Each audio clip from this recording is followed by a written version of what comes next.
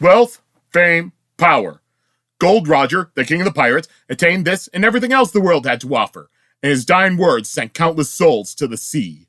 You want my treasure? You can have it. I left everything I gathered together in one place. Now you just have to listen to Cosmere Chronicles, the podcast where we follow two first-time readers, Justin and Sheta, and chronicle their journey through Fantasy's Cosmere series.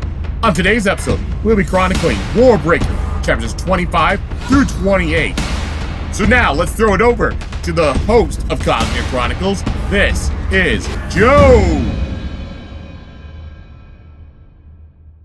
Thank you, Joe. As you heard, Cosmere Chronicles time again. That's right. Yep, same way I'm starting it. Same, all that. And as usual, we're by just Sheta. Oh. Howdy. All right. And once again, we are joined by our once per book guest, Nick. Hello. Woo! Yay! Woo! Now it's a The party. best member. Yeah. So Nick's back again, and we're going through Warbreaker. Let's back to some of our random questions so people can get to know us. Woo! All right. So we'll go back to some of the questions that Alan had sent us, and we'll go with what are your favorite board games? Ooh, Board games. I have answers. Yeah, I can go. I've got a lot. I really like Terraforming Mars, Wingspan, Twilight Imperium. If you've got like 8 to 10 hours to play a game, it's a fun one. Is it really fun enough to justify the 8 to 10 hours? I've always wondered. No. No. You just said it's one of your after favorites. 6 hours. After 6 hours, everyone's like, Oh my. we just stop. That's like an You entire win. You shift win. of work. Like I know. It's fun, definitely fun for the first 5 hours for sure. Enough to play again. But once people start feeling like they're going to lose, they start getting pissed off for the last 3 hours. All right, Is that get it? it over with. Nah, just drained. That's a lot. I mean, do you take a break, like a half-hour break, or like 15-minute break, smoke No, break? Like, all the way through. wow. Yeah. What about y'all? I wish I had more time to play board games and people to play with, because no one I know likes board games. That's the tough one. Yeah. I always enjoy Catan. Yeah, I don't know. I don't get to play too many interesting ones, but I was Catan and probably Betrayal. Mhm. That's always fun. And I'm always down for a game of Monopoly. Ooh. Especially the As- themed ones. I'm always interested to play the themed ones. As long as you play Monopoly with the instruction manual, none of the house rule shit. Whenever people complain about Monopoly that it takes too long, that arguments happen, it's because everyone throws 800 different house rules, which just extend the game longer than it was intended to be. Way too much money thrown into that game. You guys are already fancier than mine. I'm going to pick Grape Escape as the greatest board game ever made. Grape Escape? Absolutely. Found a copy at a discount store a few months ago. Wonderful game. Clay is still pretty soft. And you didn't. Play-Doh's still pretty soft. And you didn't tell me that you found a copy of that? If you're up for playing, we can do it. Every time I ask people to play, they say, "Why in God's name would I want to play that little baby game?"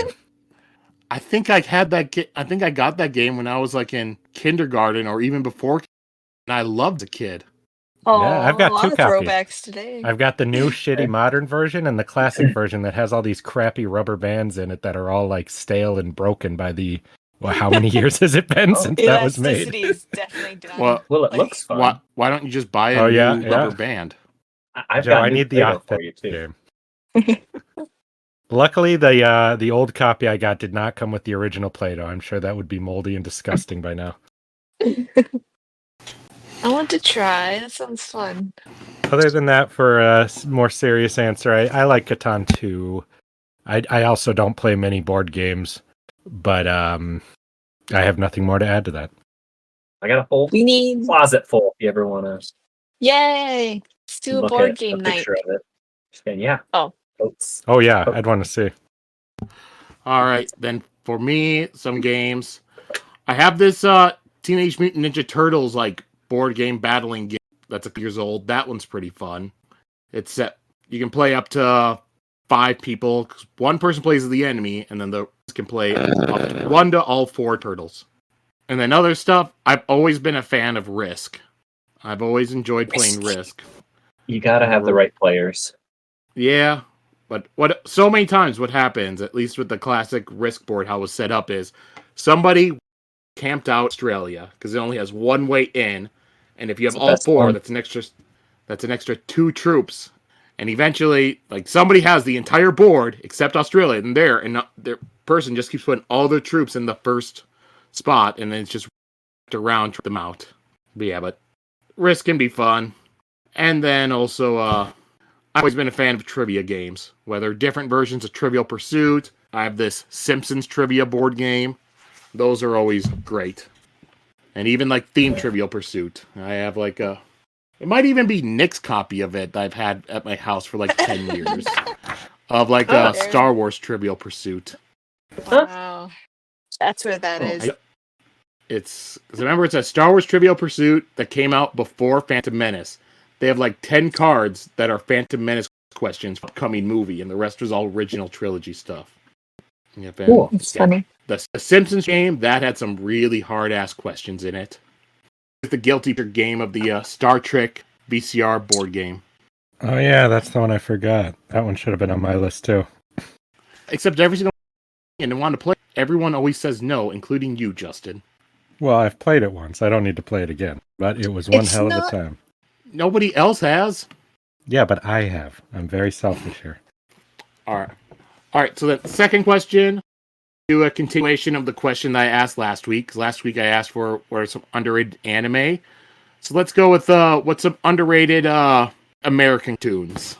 I grew up on Recess, and I did a rewatch, and it still holds up really well, and I think it's a really good Disney's Recess. Is that one underrated? I I don't don't know. know. I mean, I feel like it had its time, and then like, I don't know. I don't know what underrated means. Like nobody's heard of it, or It's better than people say it is. It's not as popular and talked about as it should be. okay, yes, then I think so. I think it's actually really good, and it should be a core foundation for like kids. It's cool. I think I would say King of the Hill. Because I think you kind of have to watch some of it to get it or have it be interesting. And a lot of people probably don't give it that chance. Or maybe it's more popular than I thought. Well, it's popular enough to be getting a new sequel show. That's true. I hope it is. Same thing with the King of the Hill. I think it should be core watching for people. Many life lessons in there.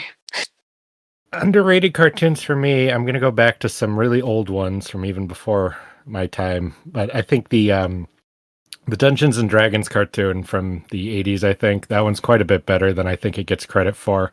You'd think it would suck ass, but it doesn't. There's a couple shows that didn't last very long. I think you got to give Cadillacs and Dinosaurs a try, which I think was the early 90s. That was a great show that lives up to its premise. And I would also go with Cops, another 80s show that I don't think it was based on cops, but it was a future sci-fi show that was kind of like a G.I. Joe type show. Go give all those ones a watch. Those are all really weird, interesting ones. Well, if you're doing awesome that, theme songs. I have to give a shout out to Biker Mice from Mars. Yeah, another good one. Yeah. All right, and then for me, one thing I always think of is the one of my favorite cartoons that I also feel at the same time is underrated is the 2003 Teenage Mutant Ninja Turtles cartoon. Because so many times now is when I see stuff for Ninja Turtles, people talk about it, usually it's either the cartoon from the 80s or any of like the newer Ninja Turtles stuff on Nickelodeon and stuff like that. But the 2003 show just nowadays just always seems to be overlooked. And that's one where I felt, out of what I'd seen, was the closest in tone to the comic. It had storylines where it was still episodic, but at the same time had overarching storylines going on. The first 5 seasons are great. After that, it goes downhill fast because they try to make it a lot more kiddish. Because season 6, they sent them into the future. Season 7, they came back. And yeah, it was not as good. Well, that's all we'll do for our Oh. random question. Oh, what? I gotta give one more shout out to the original RoboCop animated series too, not the horrible Alpha Command sequel though. That's the one I've got to shout out quick. I almost forgot. Oh, good. You got that in.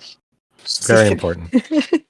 But I always find that so weird for that to exist, a children's cartoon show based off an R-rated movie. Joe, the third RoboCop was basically a children's movie anyways. Hold on, wow. That is true. RoboCop 3 is just terrible. I don't think I ever watched RoboCop 3, and I don't think I will. Anyways, now we're done with that stuff. Let's get back to the reason why people are actually listening, which is Warbreaker. Lies, it's Nick. That's why people are listening, Joe. Don't lie. Yeah. They would have Well- all left by now if not for him. We'll tie them both together by having Nick go through and recap last week's episode. Oh, who'd have thought? Alrighty. So Lightsong plays a game with the other gods, and he wins without actually really knowing what he's doing. They talk about politics and war with Idris, and then he goes to see Blushweaver. Vivenna, she's eating in a restaurant with the crew. They convince a guy to harvest his crop early, and then they go and meet with the crime lord. He tries to kidnap her, and Dent kills a couple of the guys' guards, and then they leave. And then some Idrian guy asks Vivenna if she's come to help, and they meet later and determine that he's legit, and it gives her the idea of meeting with some of the Idrians in the city. So then Lightsong meets with Blushweaver. He says he's ready to cooperate. She says Mercystar's palace has been broken into, so they go over there. He gets really curious about solving all that and questions people. He thinks it wasn't an Idrian and that the servants are lying. And then Siri goes to the library to research, and the scribes are stopping her. Oh, and then she talks to Susabran through writing, and she teaches him some stuff. And yeah, And it was adorable. it was. All right. So now this week we read 4 chapters, 25 through 28. So, as usual, I'll ask you, how are your thoughts on these chapters? How would you feel going through them? I can't believe we're halfway through now. I just looked at the book to get my quote, and I was like, we're flying through this book. Wow. Yeah. I don't know what's gonna happen next, but I'm enjoying it so far. I like these chapters. Not enough Susabran. That's my review. Was there any Susabran? Yeah, a little bit. Right? I don't think so. Yeah. Yeah, Isn't there? In Yeah. these chapters? Yes. Well, I'll see when we get to the recap what I forgot. Oh, no, never mind. Nope. You're all gaslighting me. Well, I was looking through. It was Siri talking about Susabran. You should have did just not made up a actually- whole part and tried to convince me that I missed a chapter. The three of you could have made me believe it. The part Okay, where we'll keep that in mind for Siri, next time. the chapter Justin forgot to read where Siri and Susabran escape and go fishing. Yeah, that's the best chapter. It's just like that part in Star Wars with Padme and Anakin on vacation. You know, it's not really vacation when she's hiding from people trying to assassinate her. Right, rolling around in the meadows is hiding. My feelings on these chapters are they're very similar to the chapters we read before, kind of going over a lot of, or like the recap you just did, Nick. It sounded very similar to what was in these chapters, just more of it. That's my feeling on them. Yeah, I agree. Which Yep. is fine. Yeah, you learn some more information on it. But normally I wouldn't notice that because I would not take a break. I'd keep reading. So it would all seem like one clump instead. So it's interesting to see that way. And like I said last week, this book's, at least so far, a lot more of like a thriller. You're going to have a lot more of that talking, a lot more of the alliances, stuff like that, and not so much like the fighting. And Based on the other books, I'm sure in a couple chapters I'll see somebody get their head chopped off or explode. Seems to happen towards the end of these. And then sudden violence out of nowhere. Yeah, sounds right. all right.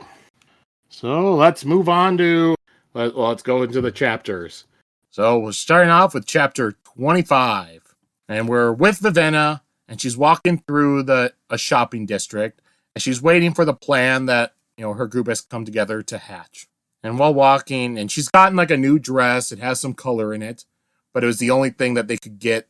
They weren't able to get brown, and this sort of dress was the only thing they can get that had like the sleeves and the length of the skirt and all that proper for it. If I recall, And it was while walking- emphasis on little color, correct? It was still pretty dull, even though it was brighter than she'd normally wear. Yeah. Red. Yeah, it said immodest reds and yellows layered on top of the other on her dress. And even though it covered everything, it was super tight, like a bodycon dress. It's really interesting to watch her trying to, be a spy here like they want her to be, but also being way too committed to hating this place. Again, as I always say, it really makes me wonder, what would she have done if she did come here as the queen and was immediately dressed in this flamboyant, slutty stuff? Like, how would she have handled that? Just showing more how ill-prepared I think she was for everything that was going to happen to her.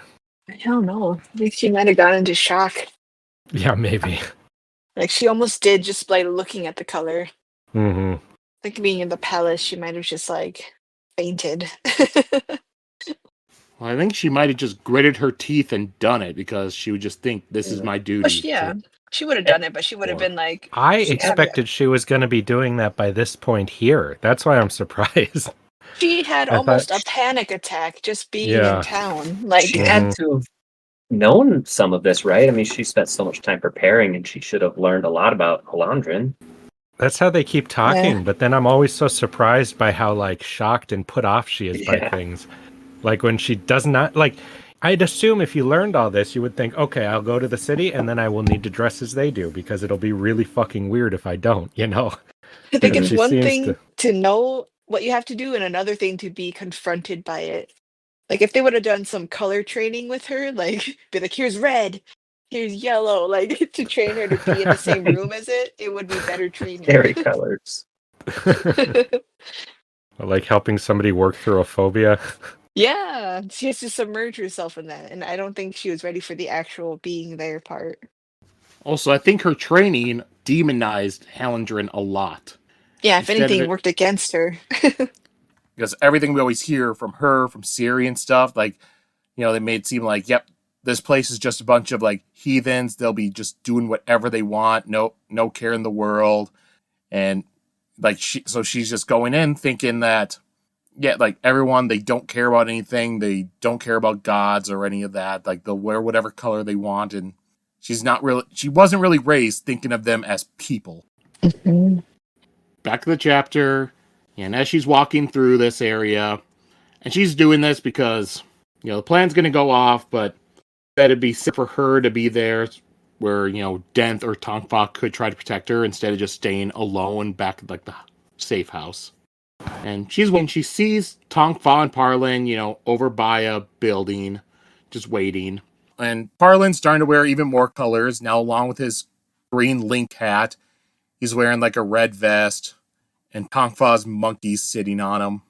And as she's walking around, she doesn't see Dent, but she knows he's out there somewhere. And then she notices Claude, who's just standing there waiting. And she also notices other lifeless around. And they're not plentiful, but she does see other ones being used to carry, like, bags of shopping and stuff for other people. Next, a fire breaks out from the building that Tongfa and Parlin had been standing by. As people rush over there to try to put out the fire, Claude, uses a cudgel and breaks the leg of a horse that's pulling a carriage. And the carriage belongs to Nanrova, a high priest of Stillmark. And the horse goes down, the carriage goes down, and it causes a trunk filled with gold coins to fall and spill out onto the street. And then with these two distractions, Denth is able to carry out the true goal of all of this, where Denth and a team of thieves will raid a shop. Nothing here was super big or spectacular, and all of it will only be seen as just accidents. And then a little bit later on, Vivenna and Jules are waiting back at their house for the others to return. And then a little bit later on, Vivenna and Jules are waiting back at their house for the others to return. Vivenna tries to start small talk with Jules, but Jules does not want to talk. And Vivenna thinks that Jules is just like this because she is a drab. So Vivenna walks over to Jules and puts her hand on her shoulder and says, "It's all right. I understand." The second she did that, I'm like, I knew exactly how this was going to go. That's the one thing everyone loves to hear from somebody from some like pampered rich kingdom. This is hilarious. I was like, yes, eating popcorn, ready for this. You poor thing. Yep, and so Jules gets pissed off that Vivenna is feeling sorry for her for being a drab. But Vivenna says that Jules' parents should not have done what they did. And Jules responds that her parents served the God King and her breath went directly to him. It was a great honor. And Vivenna is surprised that Jules follows the iridescent tones because she's working against the country. Vivenna wonders how Jules could still follow the so-called gods after what they did to her. And Jules snaps back, saying that she did it willingly. Her father was not able to work after, getting sick or injured. Neither of her parents had any breaths anymore because in the past they had already sold them to start up his business. And the money they got for Jules' breath allowed her family to be able to live and eat for a year. And eventually her father was able to get back to work, and now his business has been passed down to her brothers. Vivenna tries to say that no price is worth a soul, and Jules snaps back not to judge her. She is proud that she sold her breath, and part of her lives on in the God King. And this is why, they get annoyed with the Idrians, because the Idrians are so certain that they are right. When the Idrians do something that their god asks, then it is a sign of faith, but if Hallandrins serve their gods, then they are blasphemers. They sacrifice for their gods, but they are not exploited by them. She tells Vivenna not to pity her for her faith and to not presume that she is better. And Vivenna doesn't argue because she thinks that Jules is just in no mood for sympathy. Without knowing what it's like to have your breath gone, I really can't judge who's right here. If they give us a POV from somebody who has that, then I can see maybe she's right, maybe it's not that big a deal. But it's hard for me to shake the feeling that losing your soul, even temporarily, is a very bad thing. Yeah, we don't know enough. Well, I'm also wondering, because it's both a sacrifice, but then you're also getting paid for it? I feel like if it was really one or the other would have been enough on their own. Ah. I don't know. Yeah, that's true. Maybe it's just out of niceness. Did she do it for the money, or did she do it for the sacrifice for the god? I bet she'd punch you for that, Nick. Yeah, I wouldn't dare. Because especially at such a young age, too, if you believe in this faith and you can save your family by doing it, how could you possibly say it's a bad thing and not do it? You could even say that's God's blessing to you. Yeah, it'd be so easy to convince a kid to feel that way. Especially if your parents are like, "Oh, we give you the choice. Do you want to save the family by losing a thing you don't even understand? Or do you want to selfishly keep it and we'll all starve to death?" I'm sure ever since that happened, she probably pushed down or deny any feelings of being exploited, because she wouldn't want to admit to herself that she was exploited. Yeah, that's what Vivenna was saying just too. Hiding everything down. Mm-hmm. It was like, oh, she'll justify it anyways. What Vivenna was saying. I wonder, without knowing what it's like, what if it is pretty damn normal? It's not that big of a difference. Yeah. But Vivenna seems to clearly believe it's a huge difference until we see somebody who's lived that life, especially from such a young age too. Because you would have developed in that way, it would be normal to her, right? So that's interesting. I'm surprised she didn't get a replacement like the other guy did. Mm-hmm. Unless getting the replacement would make you need to feel what a bad choice you made and stuff. Oh, yeah, maybe part of not having your breath is not being sad about not having your breath. That's true too. Oh. Yeah, that's interesting. I wonder. Now, Vivenna says that not having a breath makes people more irritable. Yeah, I trust anything Vivenna says about this place. Yeah. And at this point too, Jules easily could have bought more breath if she wanted to. I mean, she seems pretty well off now. And she has a lifeless. That would have cost more than just buying a single breath. Because a lifeless itself uses one breath. Yeah, I'm curious to find out if we learn that. I 100% tried to go into her POV and be like, this is what she wants and stuff, and that what she believes is right for her. that Vivenna is completely ignorant in this. I tried to see it that way. Just made me think that Vivenna is ignorant about it. On this argument, I agree more with Vivenna just because of my own in our world philosophies on if you lost such a core part of yourself because some, priests paid you to do it when you were 12 years old. It just seems my judgments tell me it seems pretty messed up, but I'm not in there. I'm not her, so I can't know yet. Stupid question, probably answered at some point. Can anyone give a single breath to anyone at any time? Oh yeah, I don't know. Did it say that? Vivenna was told by Dent earlier, it's all or nothing. Oh, yeah, dang, but could I just walk up to some random person and give it to them without knowing any magical stuff? Or do I need a specific thing? A spell or something.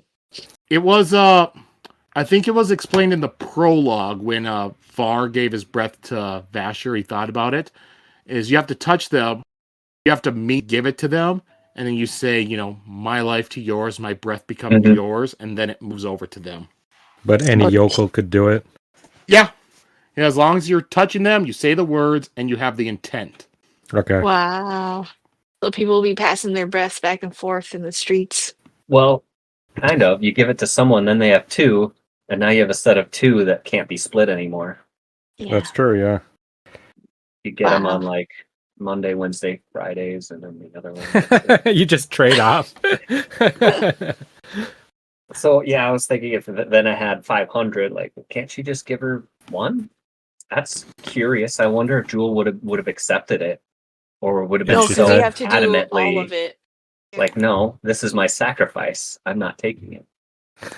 But it's moot. Yeah, I wonder if that's the reason. That's interesting. If the reason she wouldn't get a new one because it would, in her mind, undo her sacrifice. And you know what? I wonder if she knows it actually sucks to be like this and she would never take somebody else's. I wonder if that's a thing too. She's more thoughtful than that. She just acts tough. I don't know. There's a lot more questions about this character than I had before we started this podcast now. All right, so now we cut a few hours later, Vivenna's standing on a balcony thinking about Jewel's outburst. And ostracism says to understand others and to not place yourself above them. But it also says that what Jules did was an abomination. And this is contradictory to Vivenna. Vivenna has always tried to stay very devout. And she thought of Hallandren as heathen. But by doing that, then she places herself above Hallandren. And it makes me really like her religion and be interested in it. I like anything where the character has to constantly go against their nature by what their faith tells them to think, and basically tries not to be a person and tries to be an extension of a belief system. I always find that so interesting and fascinating to watch a character who's so strict about that. It makes her stay humble even though her own feelings don't want her to too, which I enjoy. Yeah. And then Vent arrives and he comes out onto the balcony with Vivenna. And she asks how the job went. Vent explains that it went perfectly. It was a spice merchant's shop and they wound up hitting his stores of spices. They ruined or took every barrel of salt in there. And this merchant is one of 3 men who sell salt in great amount in the city. It's too hot in Hallandren to ice meat, so they have to salt it. By taking the salt, they will wind up reducing the meat that Hallandren could send to feed its troops if war comes. I thought Vivenna was a little naive here. I mean, when they said they took the salt, that was the first direction my mind went. I'm kind of dumb. So yeah, no food expert, but right. That she just thinks they have ice up here just like she does down there, right? Yeah. When it's so damn hot up here, that would be laughable. Can't believe how ignorant and sheltered she's been. Yeah, her dad did her a real disservice, honestly. Vivenna asks Dent how Jules could believe in the iridescent tones. And Dent says that it's a good enough religion to him because you can actually see and go to their gods. Vivenna asks how she could work for an Idrian, and Dent answers that as a mercenary, they have learned to separate their beliefs from their work. Vivenna asks Dent if he is Hallandren, and he says no. She asks what he believes in, and he says that he hasn't believed in much in a long time. The things that he used to believe in wouldn't make much sense to her. She says that he claims to seek money, but that doesn't match with what Lemix was paying. Also, if he was in it for the money, then he would have taken the money from the priest's carriage that they hit. And death doesn't serve any kingdom, and he is a better swordsman than any bodyguard. The only thing that seems to bring out emotion in him is Vasher. And she asks who he is. He looks at her, and she sees his eyes harden, and she knows that his jovial self was just a mask that he wore. And he tells her that she doesn't want to know the answer to that question. Yeah, He they broke got my heart. Yeah, that's exactly it. Never loved no one but him. I will be very surprised if that's what it is. That's a ship. And that's the end of the chapter. So anything else for this chapter? Any of you over? I want to know what he believes in. I want to know how fucked up and weird it is. Mm-hmm. I think people like that don't really believe in anything. Well, he said But he the used to sword. believe in something. That She would not listen to him. He doesn't believe she would listen if he told her what it was, because it would be too weird, I assume. Oh, I didn't catch that. Or maybe he's into those, Dithra mysteries or whatever from Elantris. Discari mystery? Was it Discari? I don't remember what the name was. Just scary. Just scary. Interesting. You know what? Like, that would be cool if you believed in a dead religion, like the one from before all this new stuff came up. These hot gods. I'm sorry, what? Oh, these modern ones are the hot gods. Yeah. I thought you were saying the old dead ones were the hot gods, and I wondered what I had missed that would even imply that. All right, so let's move on to chapter 26 then. So chapter 26 begins with Lightsong, and he wakes up and he is incredibly cheerful. Larmar asks if they can go over Lightsong's dreams, and images pass through Lightsong's head of rain, tempest, storms, and a red panther. Lightsong says no, and that they can talk about it another time, because he wants to go back to Mercystar's palace. Larmar asks Lightsong to at least first go and look at the paintings. You know, when I started this chapter, I know that Lightsong had a pretty good time trying to solve that mystery, but I had to go back and reread to make sure I had gotten the name right on what character I was reading. Because every chapter with him starts the same way, and not like this. Didn't Larimar, wasn't he seemed suspicious, like he was making up the Panther thing? Which was, right? I don't remember him saying he dreamt of a panther, but I didn't know if I believed or not that he had believed that, because it was like some kind of weird crystal ruby panther thing or something, which kind of sounded like bullshit, but... I'm wondering, is that why he thought he made it up? Because it was just so weird? Or, like, how would he know he's making it up? I thought the dreams were kind of weird. How frustrating would it be to have to write down the dreams of your god and know that he could be making up any of it at any time and have to decipher what's what? Then we go over it, and Lightsong's looking at paintings, and one of them he's looking at is showing a battle between two sides of the armies, and there's a woman in the middle of it, like leading some of them. Larmar says that the painting is called The Battle of Twilight Falls, which was the last conflict of the many wars. Lightsong says that he likes the painting a lot, and he wants to keep it. And this makes Larmar look troubled, and Lightsong figures that a lot of the gods have been giving favorable reviews of war paintings recently. And then Lightsong asks about the sword in the painting. It is a black sword in the woman's hand. And Larmar answers that he doesn't see a sword. Yeah, he's like, this is just a bunch of gibberish to me. I don't know what the hell you see. I do like how this played out, because Lightsong really, he doesn't like talking about his dreams and all that, but now he described this whole battle that Larmar knows isn't there, so he can't like take it back and say, I don't see anything, just blobs. No, he got too excited and showed too much of himself, right? Yeah. Well, I think I'm like, who is this character? What am I reading here? You know? Well, I think the war battle is there. It's just Lightsong can see it and Larmar can't, because Lightsong's at the higher, so he's able to tell the differences between the colors. Oh, okay. I thought it was just, the way I read it was like because of his reincarnation or whatever, he had special prophecies in his head or something weird. But I interpreted it just that. Yeah, I interpreted it as the way just anyone sees paintings, where because he had his dream, because the war is coming and he's got all these thoughts, that he interpreted it in a way that it was maybe intended to be interpreted, but that he does see it differently. I didn't think of that other stuff. Yeah, it sounded like he actually did see the figures and the sword and everything as he sounded very confident about it. Yeah. But I was wondering if Larmar said, hey, I can't see this, it's just a bunch of strokes, but you're supposed to see something. That Lightsong might have said, no, I don't see anything. But they definitely don't just see simply what's there, because otherwise there'd be no point in their gods seeing it to see prophecy, because everyone would see the same thing as long as they That's have. what I thought. I thought it was Yeah, so there has to be some element of interpretation to it, especially with more subjective paintings as well. Right. If it's like a pointillism. The paintings aren't part of the prophecy stuff. The paintings were sent there, like people, they want paintings from the gods, stuff like that, so they send them paintings, and depending on if the gods like them or don't like them, that kind of gives them their idea about how like their thing would go. Gotcha. Like, you know, that you do get some of like you were saying, some of the war stuff going that may make see some of it.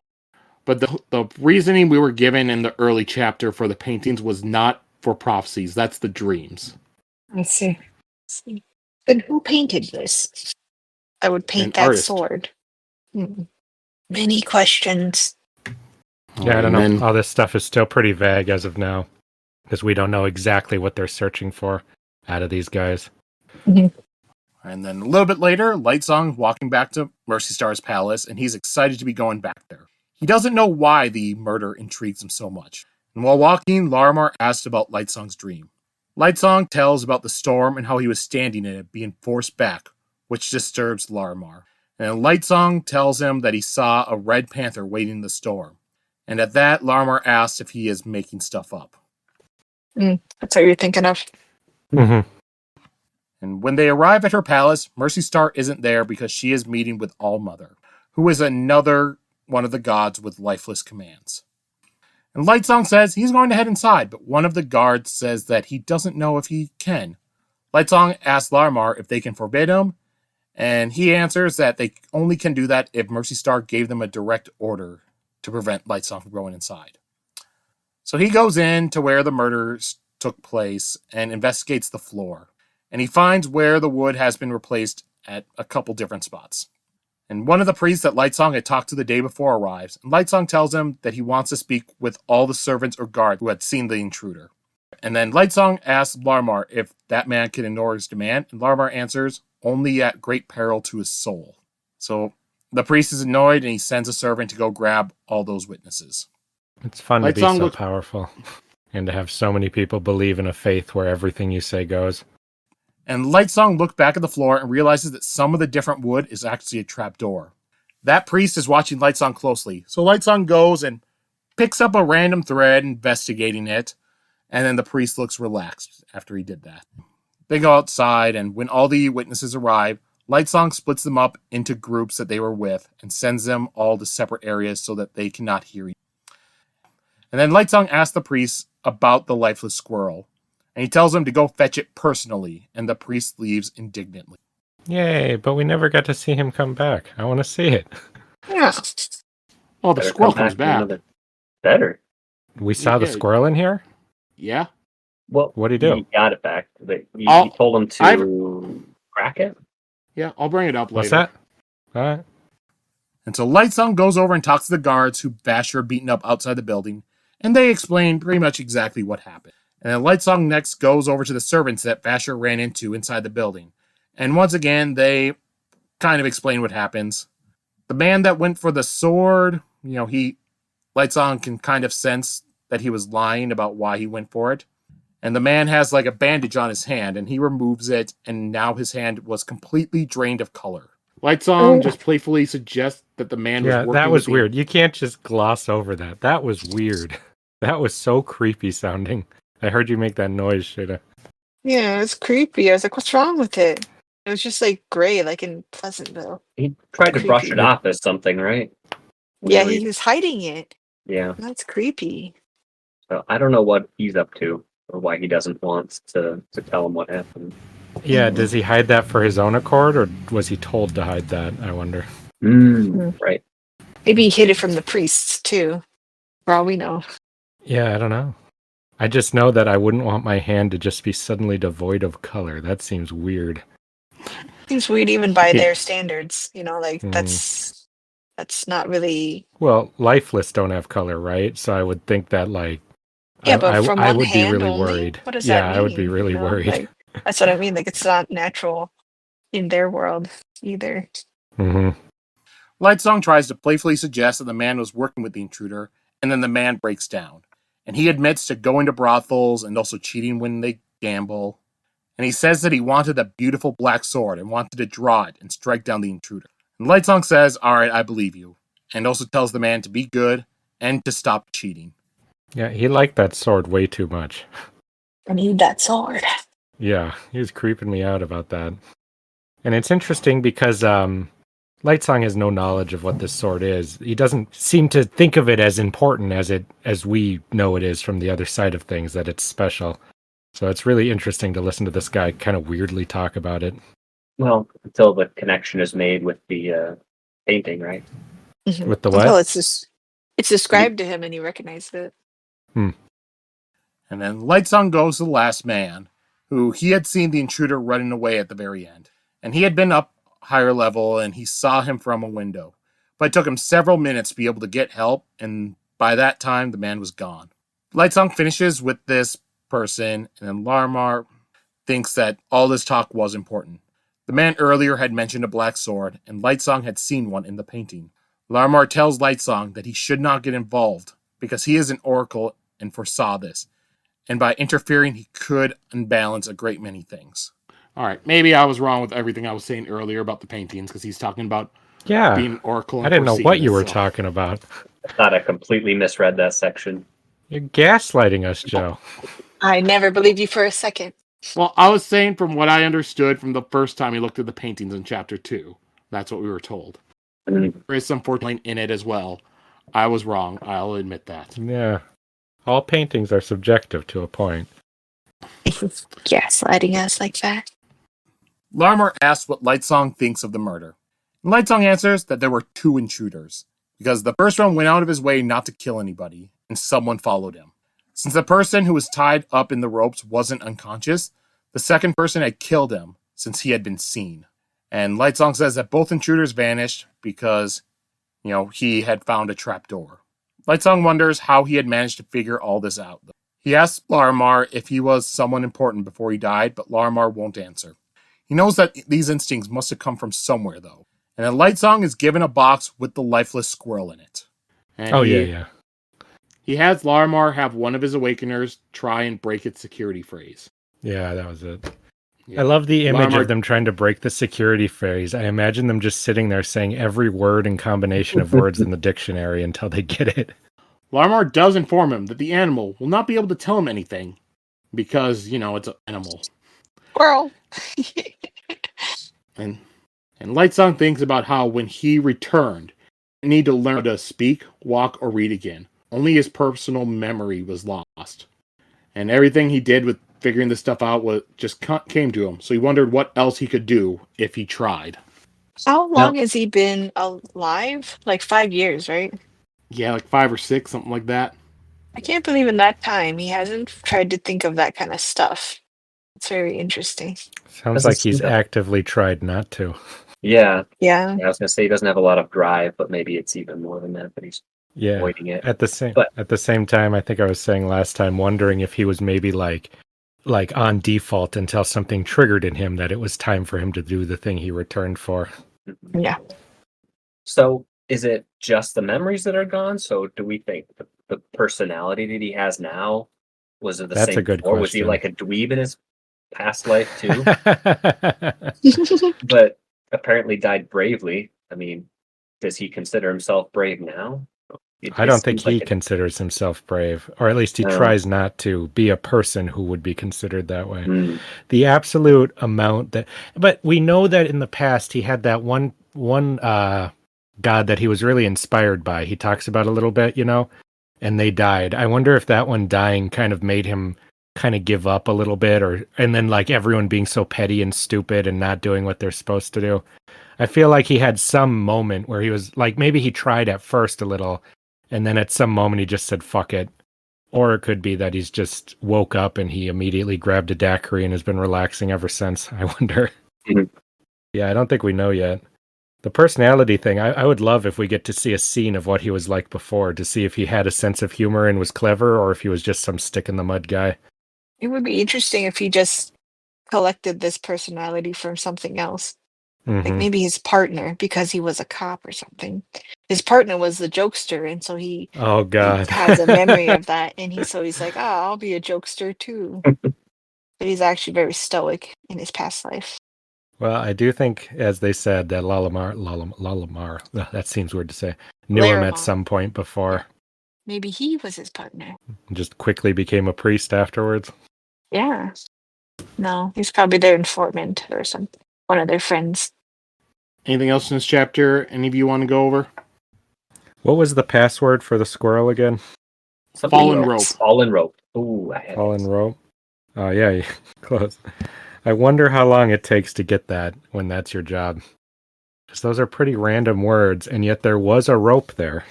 Yeah, I wonder if it's just brute force, try every word that exists, or if they have a more refined process. And then too, how long do we know if there's a rule on how long the phrase can be? Like, could it be a whole sentence or paragraph, or does it need to be something short? I don't think it's said, or that it's really relevant. And is there that makes me wonder. A limit of tries? Like, you have exceeded limits of trying. You've been locked out of this squirrel. Yep. Let me see if it's said. I just want to see a chapter on that, which I will never see. I like the squirrel. Squirrel's dead, you know. Yeah, but he had a little second wind there. He got to I also want him to unlock people. the squirrel and then do a situation where they give it a paper and ask it to draw the guy who it saw. Sorry. That was so cute. He's like, oh, he can't talk, eh? Well. Squirrel, draw your creator. Yeah, I went back to the Vasher chapter. It doesn't say anything about if there's a character limit or anything.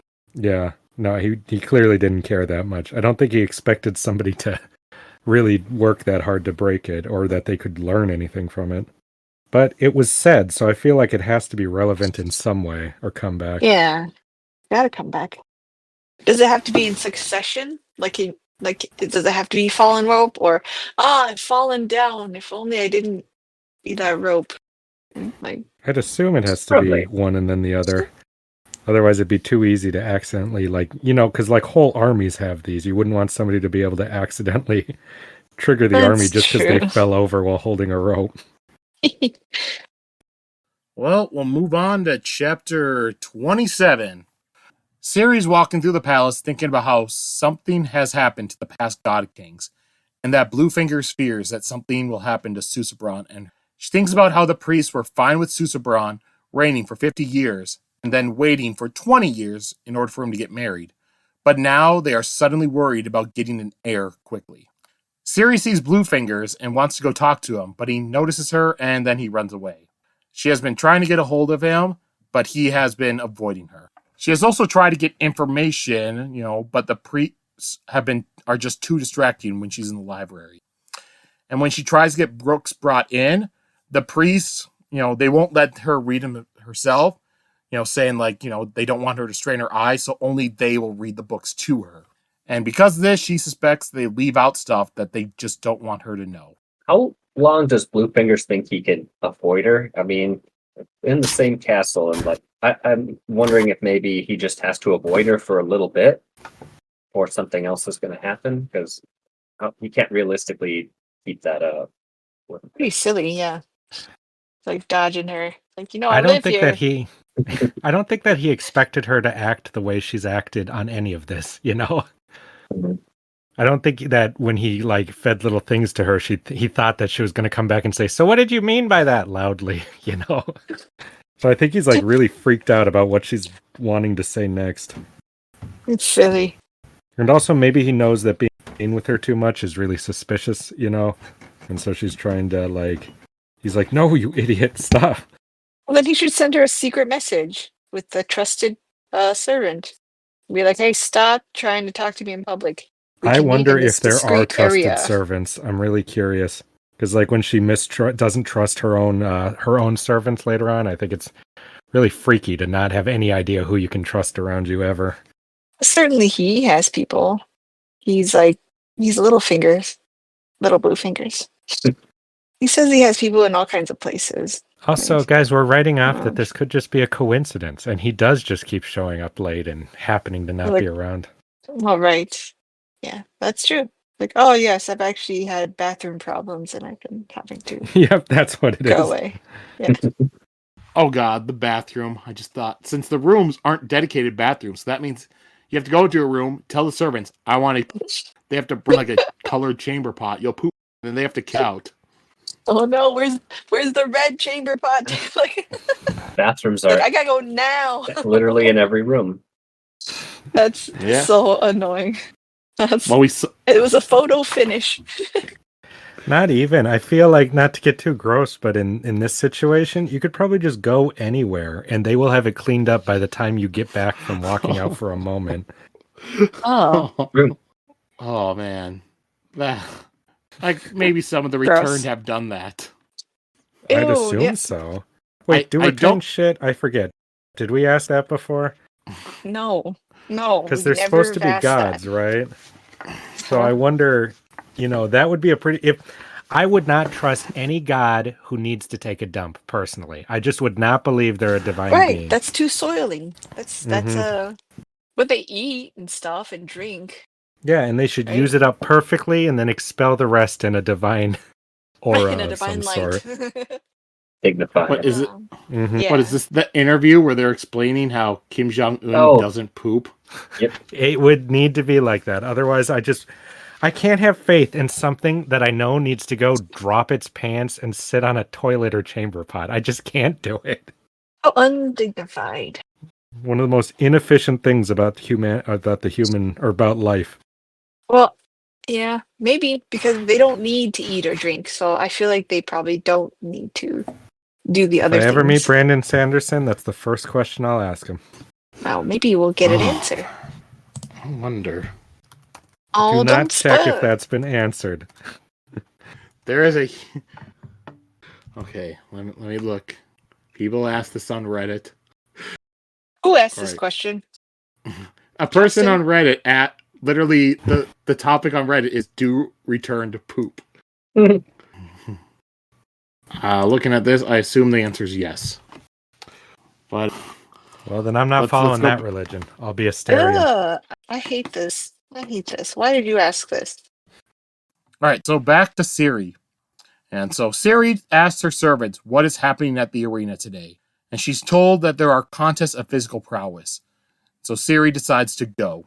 And then we cut to the arena, and Siri is there in her box watching the contests, which are kind of like track and field events. And she's kind of getting distracted by them because all the men that are competing are in loincloths. Siri, you're married. Yeah, she's also a young girl watching. She's probably never seen a naked guy. Yeah, a young, repressed girl specifically. And these are specimens, am I right? Like... That's what they were described like.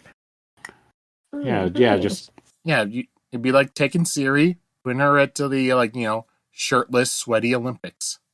They're not just shirtless, they're in loincloths, you say. I didn't write this, it's Brandon. Siri does manage to pull herself away, and she goes to find Lightsong's box. Sorry. She had been approached by other returned in her weeks at the palace, but Lightsong was the only one that had actually talked to her. She arrives at Lightsong's box, and the two of them talk, and she gets annoyed with his ready-went marks, and eventually she starts jabbing back with her own, which Lightsong seems to enjoy. Yeah, they were getting along almost too well here. Mm-hmm. Like doing their back and forth sarcasm almost too well. Trouble in paradise, Ship coming back, maybe? Mm-hmm. And I thought they had a picture-perfect marriage, too. And, no, she chose not to lay down on the couch. She stayed in her own chair. I think that calling what they have a marriage would be a pretty drastic thing to say by our standards. They're barely, like, acquaintances. And yet she's going out of her way to figure out if he's going to die and to try to prevent that. Well, yeah. You don't got to be married to do that. Yeah, she's a good person. And she's bored. What else is she going to do? There's a mystery. She also shows... Yeah, no one's talking with the queen. Lightsong's here, like, helping her out, kind of flirtatiously fighting, doing all this little stuff like that. He's got some real god balls to be like chatting up their god king's girl. Because I assume, nobody's got power over him, but I assume that if the king wanted to kill you, he probably could. I wonder if there's any precedent for that in the past. Well, also, I think the other thing is we saw what those other gods that Lightsong was talking about in the other chapter thought of her. So they're probably not talking to her because they just think that she's an easy mark for them to manipulate. She tells him that she wants to ask him some questions, and he agrees as long as he can ask her some questions in return. And she asks what happened to the previous god kings, and Lightsong answers that they died. How? He says that they gave their breaths away. Larmar adds in that Susubran IV died to cure a plague of dyspsia that had struck to tell her. I was like, thank God Larmar's here to give real answers. I thought it was just going to be a bunch of nothing the whole time. After Lightsong jokes about it being, the God King dying to stop some people from crapping themselves, Siri notices that Larmar is looking at Lightsong in disapproval, and Siri thinks that not all the priests are like Trellides. Siri asks if an heir had been produced when the God King had died, and Larmar answers that he had been married the year before, and that an heir was born weeks before he died. She asks about the God King before him. Lightsong answers that he died healing children from a village that had been attacked by bandits. She asks if he had been married the year before, but Larmar said that he had been married a couple years before he had died.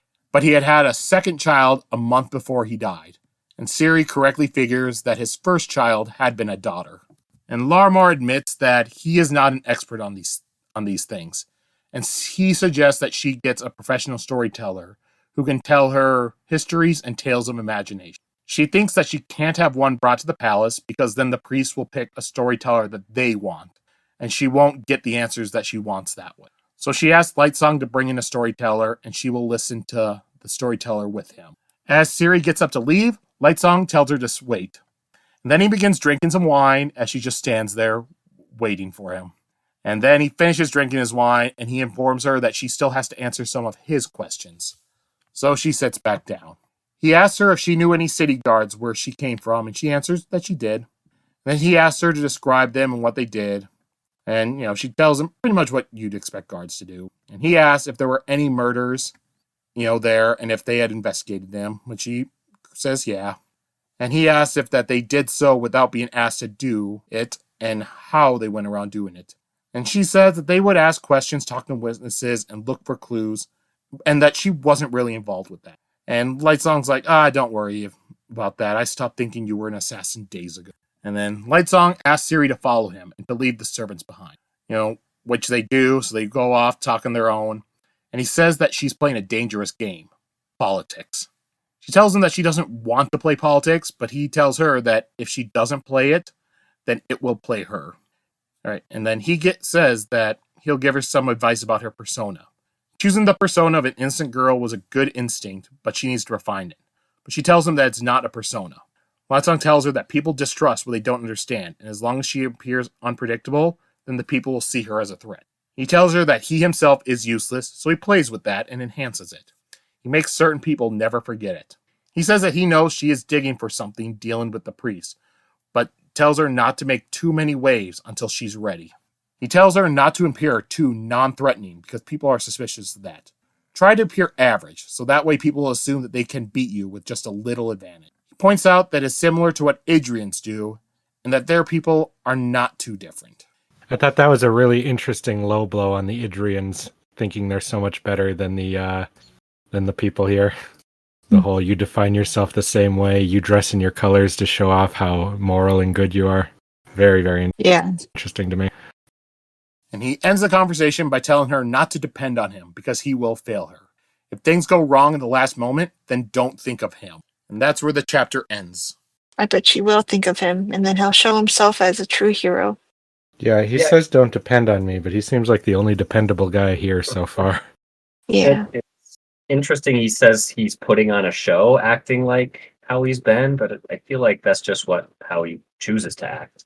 I mean, it's working for him. Yeah. Honestly, I don't think he's as good at putting on the show as he thinks he is, because people seem to keep constantly thinking of him in ways he doesn't want them to. That's what he said. He's like, the more Mhm. I act like a doofus, the more people seem to think, oh, he's so brave. Like, So maybe he should act really brave, and then everyone will ignore him. You know. yeah. All right. Anything else in this chapter any of you want to go over? I like these two together. Yeah, it's interesting to finally see them talk as our two like kind of main characters. Mm-hmm. It seemed really easy. Yeah, natural, right? Yeah, like they really got along. It was kind of weird that he knew so little about law enforcement and how you do that. I feel like That's that'd be true. He something didn't you'd even know the remember. basics, right? Yeah, so the Yeah. guard would like investigate. Yeah, yeah, I guess. I think we underestimate just how sheltered he is up here too, huh? Yeah, I guess so. Dang. Who actually knows what's going on in this world? You know, like it seems like everyone's so ignorant, and just the priests. Then I guess they control the world. I thought it was interesting to see that Lamar doesn't seem to be involved with whatever the inner priests know, because he was very open telling her stuff, you know, Mm. that there might be different factions of priests. Like maybe the religion isn't like all corrupt and evil. Maybe there's just one faction of them in the middle of it who are doing this bad stuff or whatever they're going for. Or maybe they're even doing something good and you just can't see it from here. I don't know. Well, Larmar doesn't seem evil, but Yeah, he seems to act very different from the ones talking with her, who won't even let her read a book, you know? Mhm. Like, he's the one who even suggested the storyteller, right? Yeah, that's a very good point. Yeah, Hmm. can't be on the same Seems side like if he's helping her. his one job is to take care of Lightsong, and I feel like he only volunteered to be with Lightsong, and like the other stuff, I feel like he's not involved with. Hmm. Yeah, I think it seems that way a bit too. However, it could just be that whole some big like complex thing where he suggested it so that he can organize a specific storyteller to her, you know, just like she was afraid of them doing. That's too sad. I I would don't be think so so, sad. but He seems nice. I consider him a friend, so that's yeah. sad. All right. So we'll move on to the last chapter for today. Chapter 28. And this chapter opens up with Vivenna once again. And this time she's talking with Thame. And he's telling her that the meeting is set. And he says that there are over 100 Idrians. And they are influential and also loyal to the king. And Denth had told Vivenna earlier that these were men who had power in the city because they were able to provide cheap Idrian labor. She asks how many Idrians there are in the city, and Thame estimates about 10,000, which surprises her. He explains that these people would have had troubles on their farms, and the king owns that land, so they can't sell it.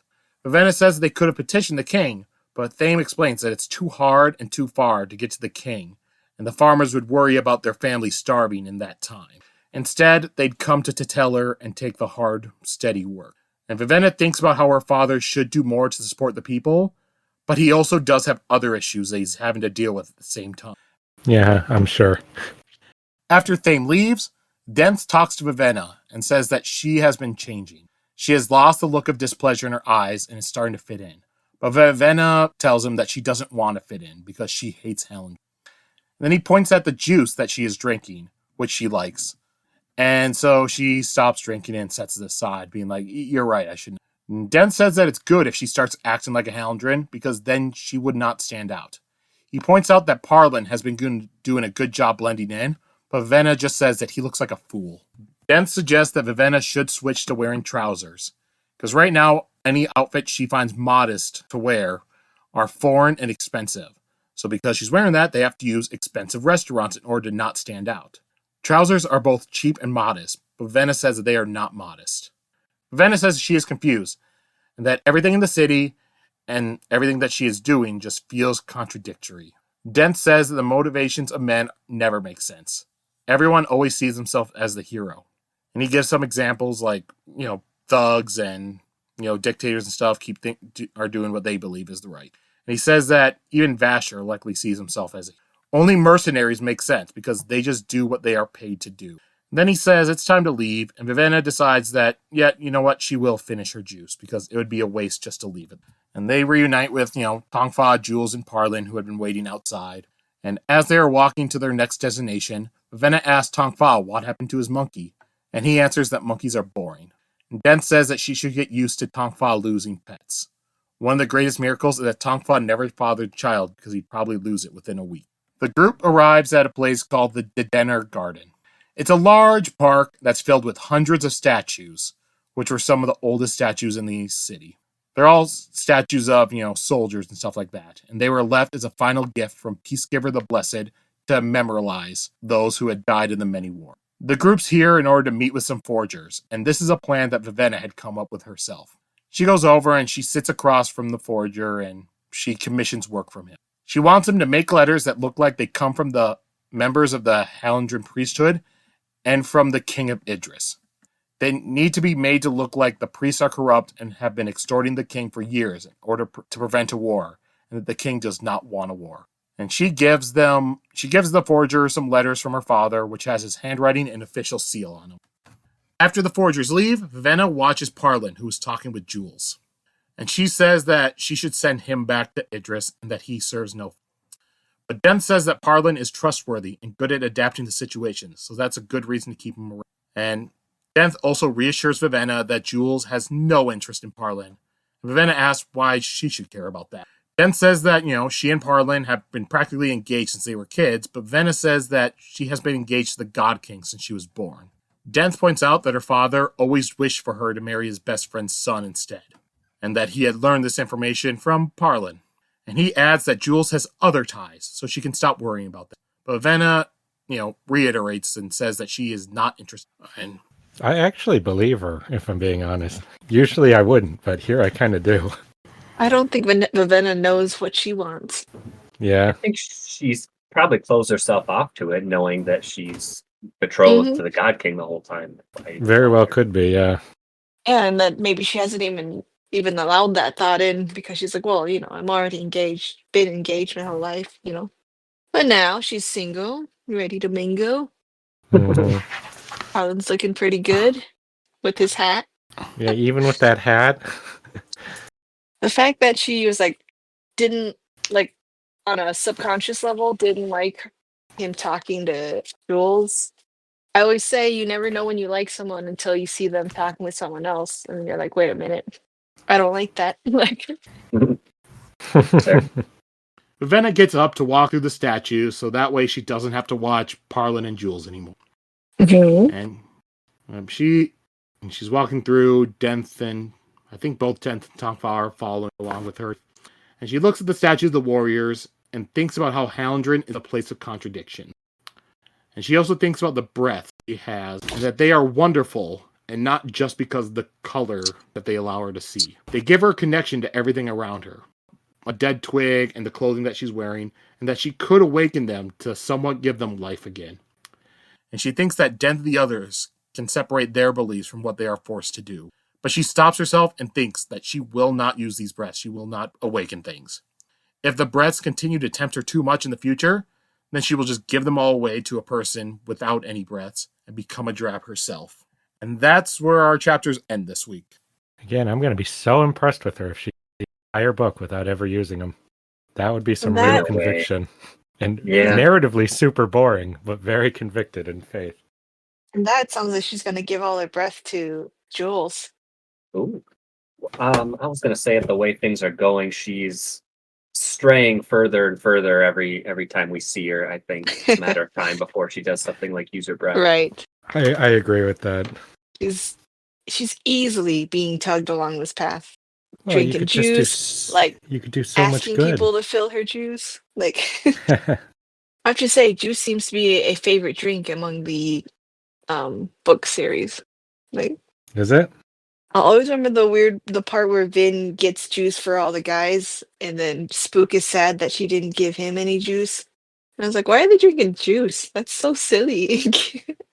Well, it'd be quite a delicacy in a fantasy world, Yeah, that's why it stuck out to me, because it's usually either some kind of wine or ale or something instead of juice. It sticks out from what I imagined they would drink.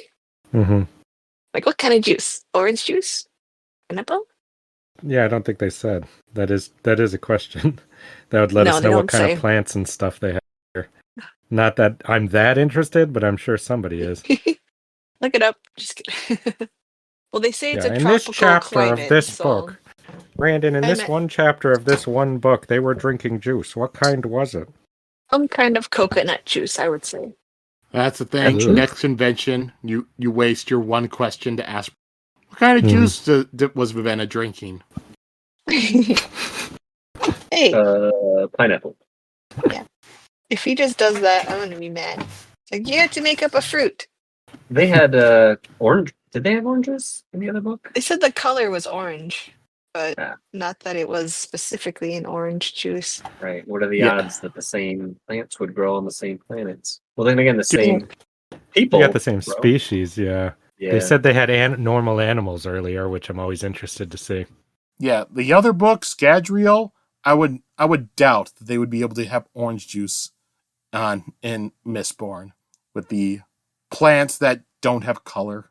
They're all brown. Well, it wouldn't taste good, but they have some special different fruits that are made to grow in brown land. Only raisins would grow there. Oh God! Like grapes that raisins are so shriveled right off up. The vine. Yeah, that sounds like a hell. Nothing seems like healthier, full of juice there. Like.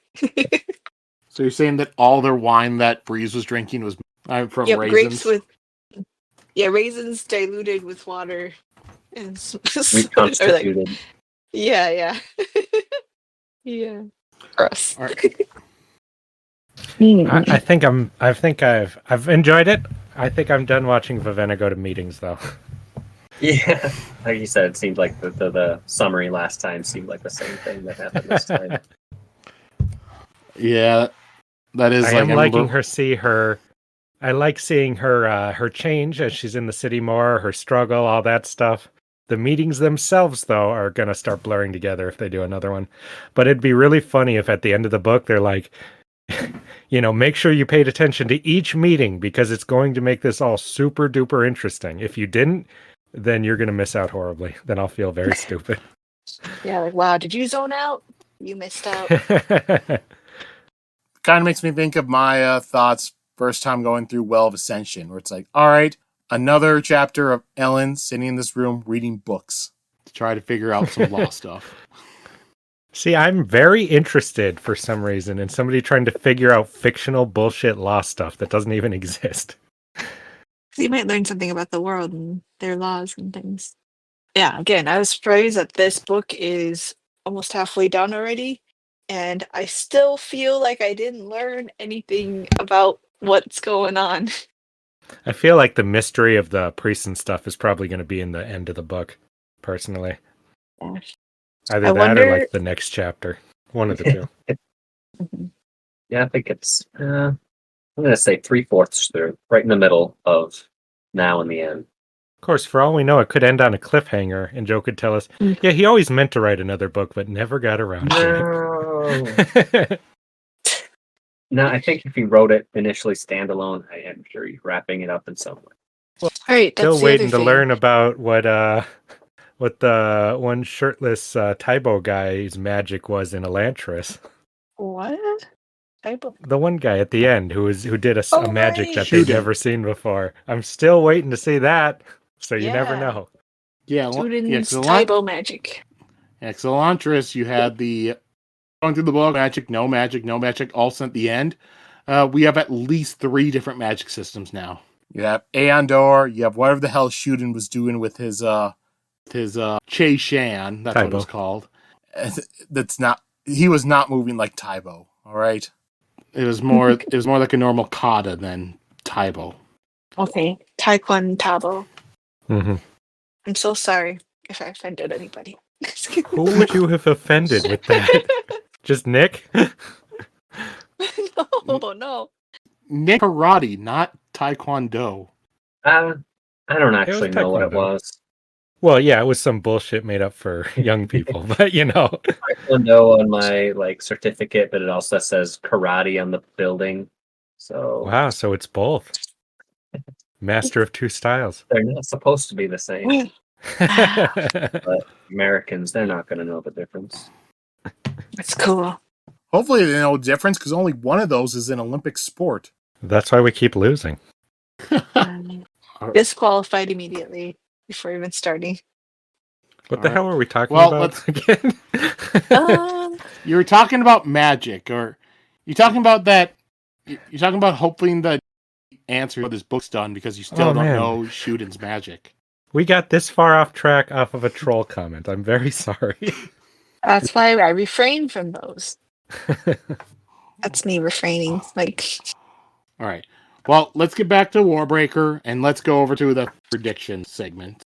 Is this questions/predictions again? Yeah. Yep. I'll ask a couple questions and then we'll go from there.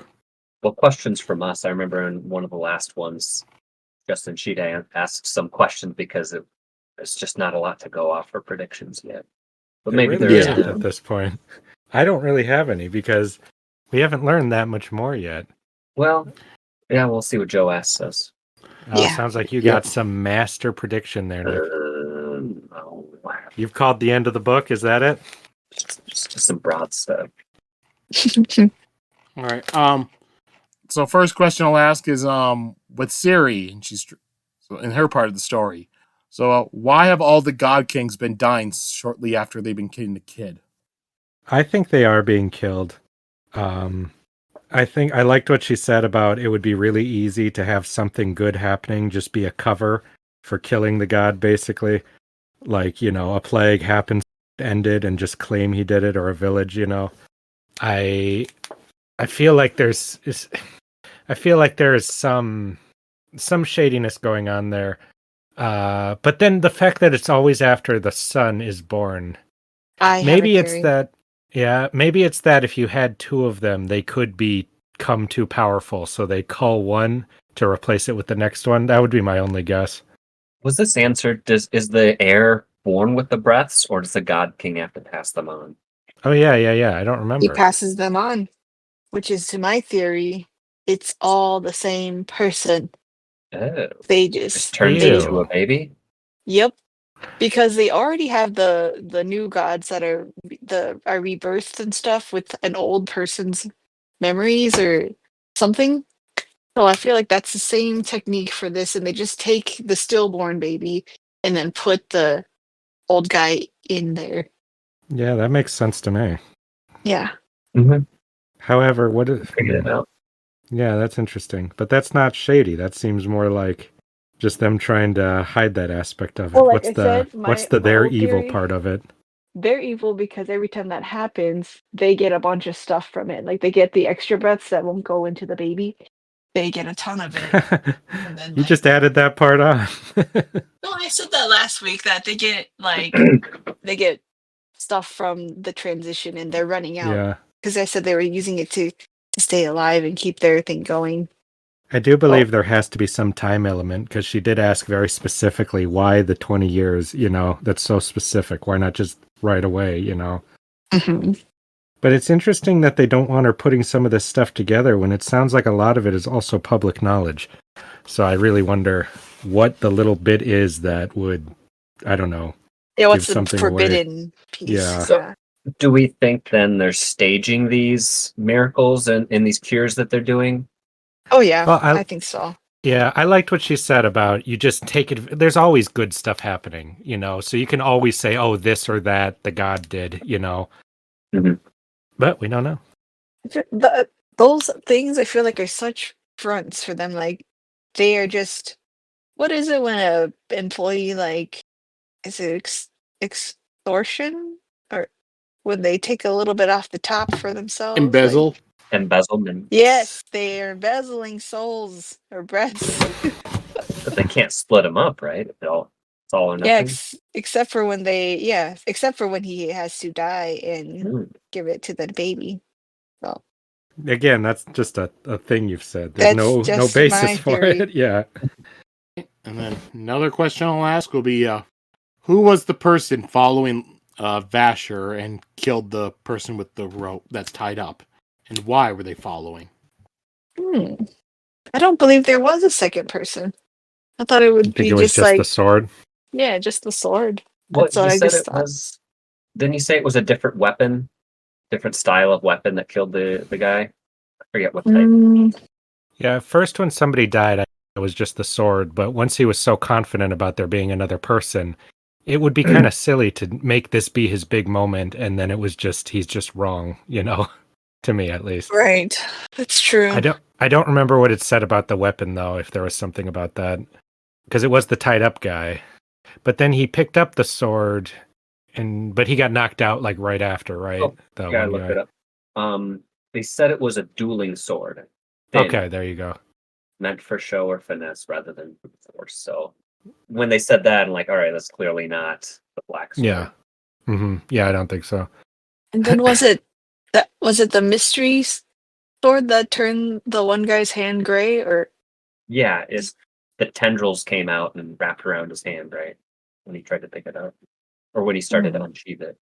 Oh, okay. Oh, that sword.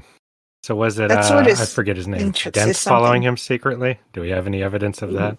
Since he hates him? No, he hates him so much. I think he would have tried harder to kill him if he was there. Unless he did follow him, and then Vasher went into the secret door, and then he's like, "Where'd he go?" And then he left. Yeah, but why'd he couldn't kill the find him. guy who was tied up and incapacitated? Because whoever he did was that, it so sounds like they mad. really, really murdered this guy. Like they're not a good person. We already saw that he's a murderer. When did we see that he's a murderer?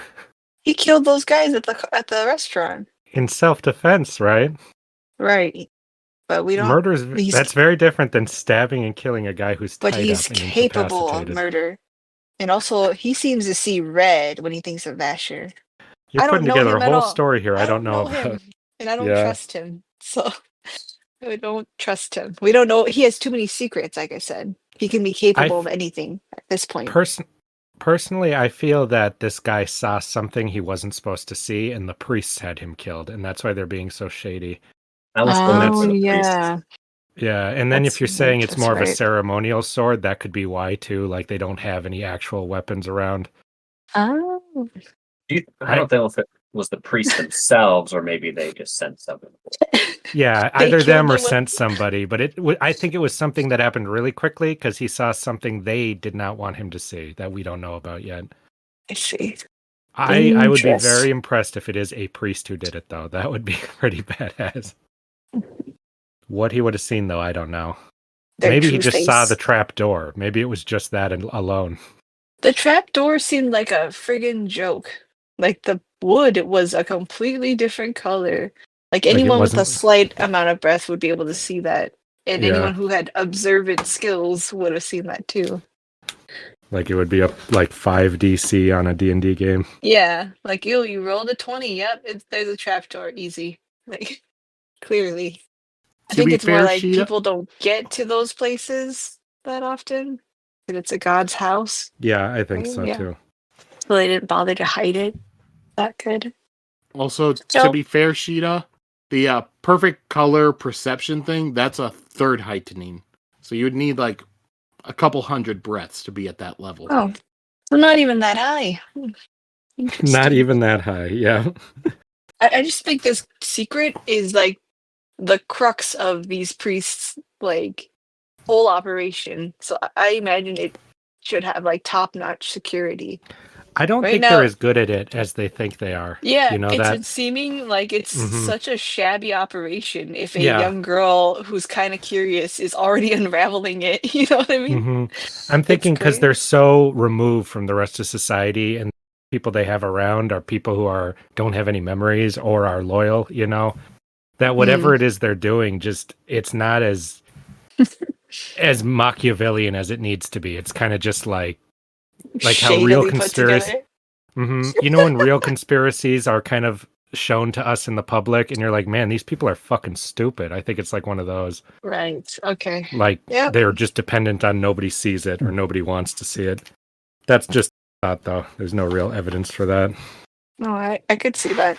A lot of the times when terrible things like that are discovered, you're like, why did they ever think they could get away with this? Kind of thing. Yeah. But they did for a while, that's the thing. So that's the sad truth of it. All right. And then lastly, all right, I'll just ask with Denth, what's this whole history that he has he's trying to hide from Vivenna? Well, it sounds like I don't think what you guys think about it. What? What do you mean? You guys were implying there was an old romance between them. Oh, no, I didn't actually think. Oh, so that was just Yeah. Sheta? Silly. I thought you were an ally to me. I 10% chance. Like I said, I'd be On the very table. surprised if that's what it was.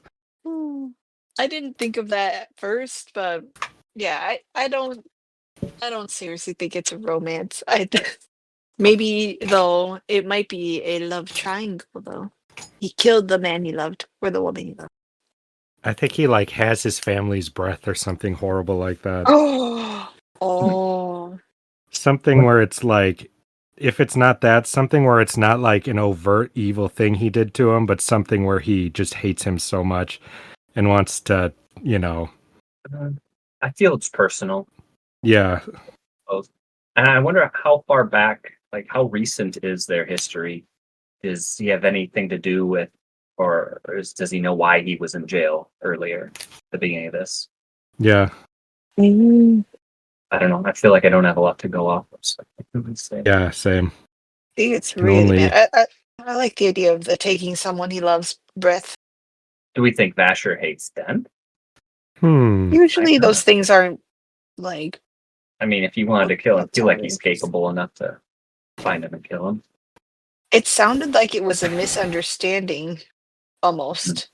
I don't know if that's based off of real facts or not, but it sounded like he disagrees with that. Dent's brother or lover or somebody became invested in Vasher's cause that he's working towards and died in the pursuit, and that's why he hates him. That's my current, That's based so on nothing boring. reasoning. Well, That's there is a little bit that we were told was earlier we were told that Vasher, because remember they used to have a fourth member team and Vasher killed them, the fourth member Arsteel, and that yeah, but Dent they couldn't have doesn't, loved him that much. Sorry. and then and didn't believe that because Arsteel was the better swordsman, and Dent said that he himself is better than both of them. And The Tom way I Frost says, interpreted that was that he hated him before, though. But Yeah. I don't have any reason to think that. That's just how I interpreted it. Let's see. Yeah. I feel like it's not normal drama though, because he gets really mad about it. What would... Maybe he would, you know what? Okay, here's my real thing. He was like a son to him, and then he betrayed them by leaving their crew. Just leaving the crew, not killing to anyone? die somewhere. No, yeah. Like Old is betraying Dent them and supposed to leaving be? them to die. What was that? How old is Dent supposed to be? He's like late 40s. Okay, we have Vasher's young. Okay. Yeah. Yeah, I would guess that they were. My best guess is that they were close, and then there was some sort of betrayal. Yeah, they'd have to have some relationship before, I think, to have that level of hatred. But the fact that they hate each other and it's just not one-sided would make me think. I don't know. It's not a single betrayal on one end. So we all agree they're scorned lovers. Okay, sounds good. Yeah. Oh, I like it. I like it, and I will give it 4 stars. Joe, that is not allowed to be in the shipping at the end. I forbid it, unless it winds up being canon. any sort of shipping that I put in our things were all something that at least had something in the story. Well, we still also have some book left. I will also fully admit, when we got to this book, I fully expected Sheta to be shipping Vivenna and Dent, and it does not sound like she's doing that at all. That is not going to happen, no.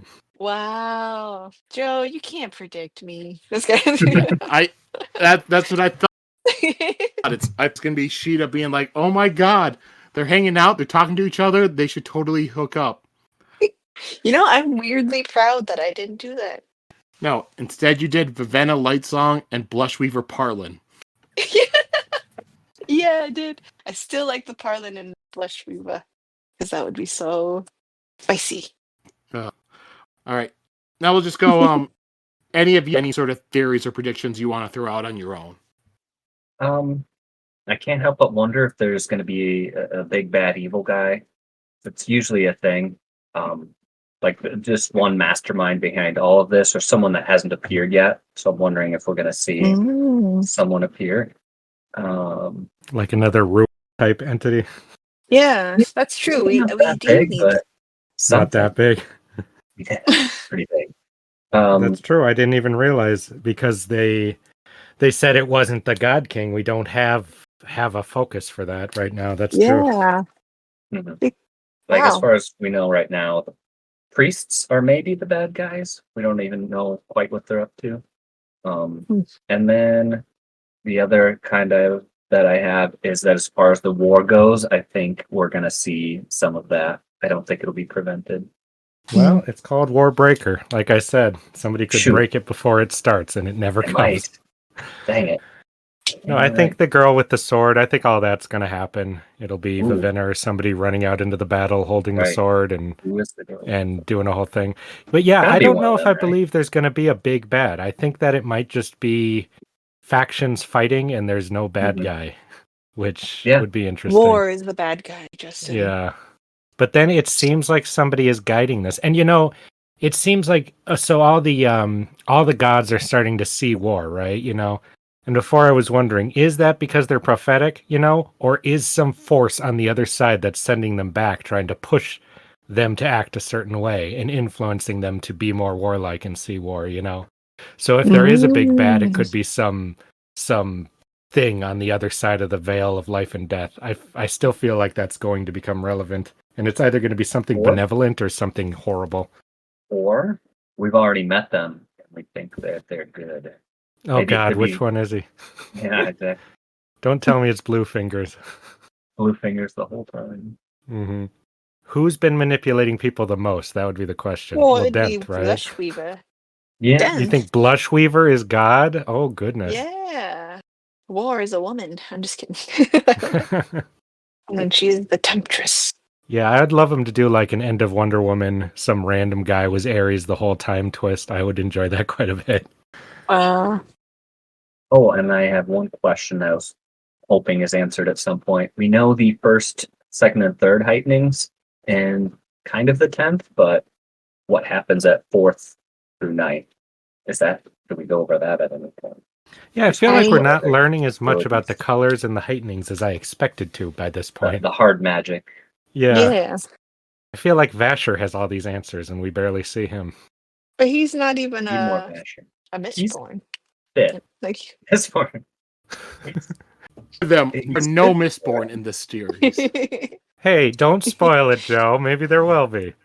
I will say one thing about that is no matter how many heightenings you may learn about during the course of the book, if you learn about all of them or only some of them, the back of the book, the Ars Arcanum, no matter what, will tell you what all the heightenings do. Huh. Because the back of pretty much all his books, he always has his Ars Arcanum, which then explains the magic in the book. okay. Yeah, because like all the Mistborn books, then they explained like what all the metals did and how they worked. The back of Elantris had pictures of all the Aeons, so this one will explain like how awakenings and all that stuff works in more technical terms. Okay. But maybe it's just not relevant yet. Or it will ever be relevant. Yeah, this is just based in a magic world, but we never see any of the magic stuff. It's all off to the side. And our only protagonist who has it never uses it at the end. That would be interesting. Honestly, yeah, that could be. I mean, the opposite of a war is What's not like that? It would be fighting, like Goblin Slayer, where all this stuff is happening, but we're only following a guy killing goblins, Mm-hmm. Yeah. Any other theories or anything? I don't think any of our friends are ever going to meet each other. Really? I don't know in what situation they would meet, though. They're They're never so gonna. I think that Siri is going to get involved, learn some stuff, and start having a hand in trying to stop the war or help this or that. And that's when Vivenna's going to be able to reach out to her and be like, come on, we've got a plan to fake your death. We've got to go. And then she's going to refuse to go, Or she's going to become heavily indoctrinated in the priesthood and stuff and be convinced that turning against her own kingdom is the best and they're going to be enemies. One of those two. You've been really pushing that sister v sister thing. Well, Just the don't. first one I isn't a don't believe sister it. v sister. I Well, don't think as the sister who wanted to go becomes more and more hateful of the place, the one who didn't want to go becomes more and more loving of it. There's a whole reverse dynamic thing happening. I think they're both going to work in tandem to take down the bad guys. because they have a sister connection. But And another right theme now, of this book has been like all the religious people arguing with each other about which one's right and how judgmental each other is. So I kind of wonder if there even is a good guy, bad guy in this situation. yeah, I think it'll be in the end more about people and how you don't need to fight each other for your differences. Or it could go the reverse and be that you need to kill all other religions or else yours will not be able to prosper. All right. With that cheerful note, we'll jump over to the characters of the week. Hmm. I'm gonna Susa pick. Braun wasn't in this, so you're having trouble. Is that it?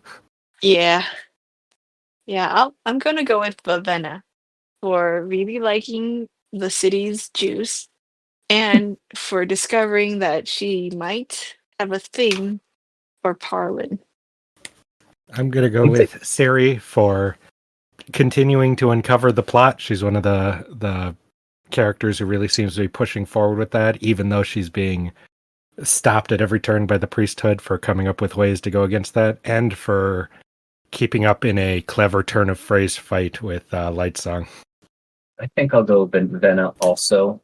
Just seeing her change and having all her moral quandaries and the thing at the forger. She's just kind of really coming into the role that she has to play. Mm-hmm. And I will be going with Lightsong. I've liked this chapter, going into investigation mode, checking this stuff out, separating the three groups, asking them, coming to some stuff. And then when he's then talking to Siri, giving her advice at the end, trying to help her out and not just trying to use her like all the other gods seem to want to do. Yeah, he was a close second because in the beginning, despite how much he's trying to be nonchalant, he's really turned a leaf now and is actually caring about things. I definitely would have voted for him last section because that's when he started the turn, when he started the investigation. Just suddenly, I'm interested in something now. True. Yeah, it's interesting because I was wondering, you assume that a character like that's going to start caring about things eventually. I really thought it wouldn't be till like the last second of the book. He'd be like, I see, I care now, and start doing stuff all kind of in a really lame way. So I'm glad it's a lot Lightsong's earlier heart grew too. 2 sizes Yeah. that day. When Siri dives in front of him and gives her life, and he says, "No, no, I should have seen," and then he gives his breath to save her. Some incredibly generic ending like that. I'm not saying if that happens that's generic. If it happens in the exact way I said, which it will not anymore, thankfully. He notices that Siri's dying. He cuts out her heart and then has her stab Davy Jones's heart. That become the Davy Jones. Wow. I was thinking more like that awkward Rey dies, Kylo Ren does something, they kiss, and then he dies, like some kind of weird nonsense, like whatever the hell that was supposed to be. Why did there have to be a dumb romance with Rey and Kylo Ren? That was the most tacked on thing I've seen. It was quite unexpected. Only in my fandomist dreams. And now Nick's going to come in to defend. And I'm glad we cut all that out. Yeah. All right. Well, let's move over to quotes then. I have a quote and a backup quote. So I also have a quote and a backup quote. I don't have a backup, so I'll go first. All right. Okay, so it's Vivenna thinking about how she's changed and if she's gonna do stuff. How she's changed about her feelings about the town. It was a connection. The world around her felt close. Even inanimate things like her clothing or fallen twigs felt near to her. They were dead, yet seemed to yearn for life again. She could give it to them. They remembered life, and she could awaken those memories. But what good would it do to save her people if she lost herself? Denth doesn't seem lost, she thought. He and the other mercenaries can separate what they believe from what they are forced to do. In her opinion, that was why people regarded mercenaries as they did. If you divorce belief from action, then you are on dangerous ground. No, she thought, no awakening for me. It's just her fighting herself about that, but I think this is going to be this is going to be a big theme in the book that divorcing your belief from your action, like with the religious aspect of it and the like all the contradictions you may feel about something in the actual rules that you know. I think this is just going to be a big theme for her because who else is doing that? Like everyone who's kind of religious and kind of doing hypocritical things, like the mercenaries that all have different beliefs. I don't know, just things that I'm thinking about for that. Yeah. Mhm. Well, one of mine is, it seems like too easy, but I picked it. It's Dent. He says, "What I'm trying to say is, you don't understand a man until you understand what makes him do what he does. Every man is a hero in his own story. Murderers don't believe they're to blame." And Joe kind of went over some of this. That Yeah, but the other dictators parts were believe they have cool. the right for the safety of the people, do whatever they wish. I think Basher sees himself as a hero. Truth is, you don't.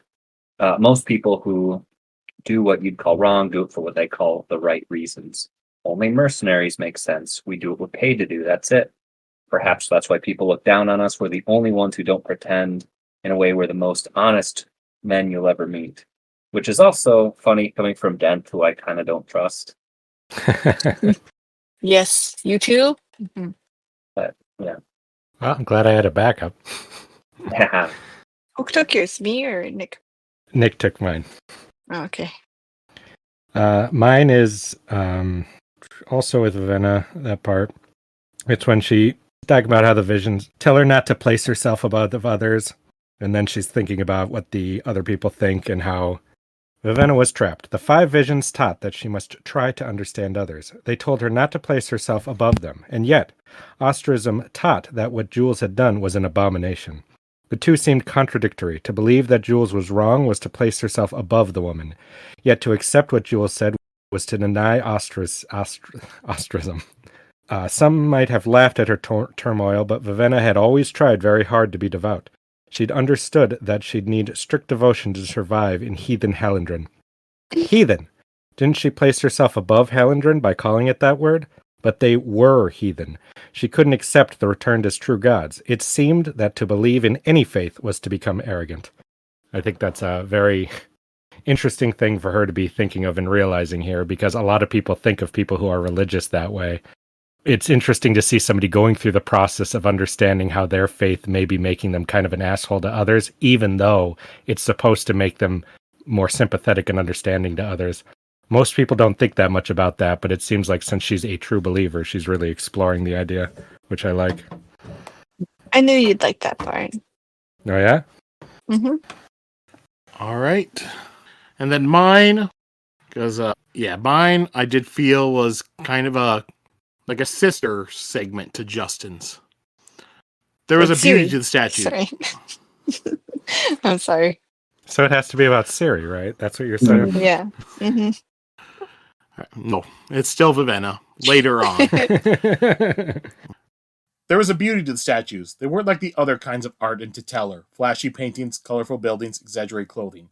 The Dedener were solid blocks which had aged with dignity. The Hallandrins, of course, did their best to destroy this with the scarves, hats, or other colorful bits they tied on the stone memorials. Fortunately, there were too many in this garden for all to be decorated. They stood, as if on guard, somehow more solid than much of the city. Most stared up into the sky or looked straight ahead. Each one was different, each pose distinct, each face unique. It must have taken decades to create all these, she thought. Perhaps that's where the Hallandren got their penchant for art. Hallandren was such a place of contradictions. Warriors to represent peace, Idrians who exploited and protected each other at the same time, mercenaries who seemed to be among the best men she had ever known, bright colors that created a kind of uniformity, and over it all, biochromatic breath. It was exploitative, yet people like Jules saw giving up their breath as a privilege. Contradictions. The question was, could Vivenna afford to become another contradiction? A person who bent her beliefs in order to see that they were preserved? I'm just like, that part, the part Justin was talking about, like all the stuff with Vivenna's story so far has been, trying to come to terms with everything in Hallandren. She's been raised to hate the place, even though she would have to come here and be their queen. Now she's here and she's seeing how stuff like are just contradicting each other, and even her own beliefs are being questioned and how she has to live her life. Mm-hmm. Well, I can say my backup too, then, just quick. It was kind of a similar note as the other one, but where Ben says, "We're not doing these things. It's you who do these things. We're just your tools." And goes on to say, "They can't see if we kill a friend on a battlefield doesn't mean that we're callous or untrustworthy. We're just doing what we're paid to do. Do you think the refiner considers that the iron he purifies could end up in a sword that kills his friend?" I feel it's similar, and he's just kind of trying to justify not only what he's doing, but try to get her maybe to justify what she's doing, and even though she's not really sure about what That's she's doing, interesting. and He's buttering her up to use he's the breath. Manipulating her. Yeah, Yeah, maybe. like, I don't know about yes, manipulating, but he is. He's she's not untrustworthy. following along with everything completely, so he's trying to get her to. Well, He's I think he changed. does. I think he does strongly believe in this mercenary code. You know, this is why I do kind of trust him, because there is a certain honor at being even willing to kill a friend if that's what the job is, you know, or on the battlefield, like you said. But it is interesting, the idea that he's probably sitting there super frustrated that she's like, "Oh, I have all this power that would help us so much and I cannot use it." Well, he's working his ass off to do shit for her. So there probably is an element of him being like, "You're doing it for this cause, right? Like, it's not the same as..." Yeah. Oh, why didn't he just take the breath for himself if he wanted to use it? You can't take the breath, remember? It has to be given to you. Yeah, but she was going to command him to take it, you know. Oh, I thought he was pretty clear. He doesn't fucking want that target on his back, you know? Yeah, that was it. But like, if you needed to use it, if it was important enough, I guess so. Well, that's the question. Is it important to him, or is he just doing a job, you know? Does he actually care that much? We don't really know that much about him, you know? Yeah. Okay. I don't trust him. Oh, yeah? Mm-hmm. I just do now, weirdly. I don't know what changed. Last chapter I didn't, this chapter I do. Got to you. I think it's that we know he has a darkness in him. Well, another thing that makes me a little suspicious is, and this doesn't actually make sense, but I feel like Vasher isn't a bad guy, and he's doing. I think he's not like the hero of the story necessarily, but I feel like what he's doing is good. So I don't know what he's doing. He doesn't seem evil to me. Right. Yeah. He didn't kill any of those guys specifically, like made a point not to. And if he and Denth are at odds, are they both on the same side, or is... Yeah. Very suspicious. All right. So that's our quotes. So we'll look forward to next week. So next week we'll be reading 5 chapters. We'll be going through chapter 29 through 33. And so after that then I guess we'll move on to plugs and stuff. All right. You can follow my Instagram where I post some art and crafts at Sheta_low. And then I have my fashion and cosplay Instagram at Mermaid Machete. Profanity Beaver, art and comics, Instagram, DeviantArt, Twitter, boom. And Patreon, if you want to give them money. What they said. You got to go to the other ones first. I have never had somebody just go directly to giving money without having read or look at anything. That would be suspicious to me. All right. Cosmic Chronicle stuff. If you want to send us an email, cosmicchronicles@gmail.com. If you want to go to a bunch of those social media sites, you know, at this point, the links to those are in the description. Click on one of those. Give us a review, give us a like, all that jazz. And I guess I'll add it because it's been the last couple weeks. If you want to read Sheta's Brothers comic and help him out in the contest, go check that out. It's on Webtoons.com. His name's Taltlo, Taltlo. Just search, you should find it. Yep. That's all our plugs, and Nick doesn't have plugs, so at this point we'll just well, Nick, you don't have to plug yourself. You can plug anything in the world. Yeah, this is your chance. No. This is your stage to plug something. I have no brand loyalties. Go to their pages. Nice, double down. All right. So yeah, I guess we'll just go out there, do all that stuff. And maybe after you read or listen to those, you should I don't know, watch a movie. There's so many things you could do. Try paddleboarding. Those are your only options, though. Well, no, Sheta, they need something they can do while at home because they've already gotten injured skateboarding last week.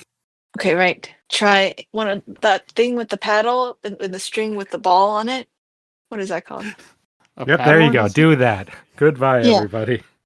Bye. Yep, bye. Bye. Yeah. Thanks for joining us, Nick. Oh, yeah. Yee. All right. Ta-ta.